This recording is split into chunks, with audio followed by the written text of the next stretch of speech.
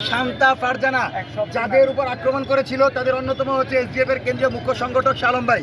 এ পর্যায়ে শাহ আলম ভাইকে কথা বলার জন্য অনুরোধ করা হলো, তারপর আমি আনুষ্ঠানিক প্রতিক্রিয়া জানাবো। ভাই আমার উপরে আক্রমণ করছে।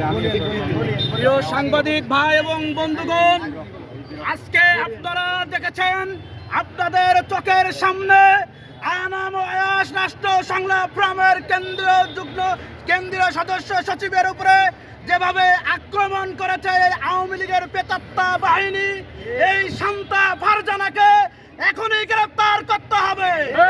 আমরা মাননীয় সরকারের কাছে অনুরোধ আহ্বান জানাবো। সরকারের অন্যতম মন্ত্রী স্বরাষ্ট্রমন্ত্রী সালাউদ্দিন স্যারের কাছে আহ্বান জানাবো, তাকে দ্রুত ঢাকা মেডিকেল থেকে গ্রেফতার করতে হবে। গ্রেফতার না করা পর্যন্ত রাষ্ট্র সংলাপ ফোরামের একটা নেতা এবং কর্মী ঢাকা মেডিকেল ছাড়বে না ইনশাআল্লাহ।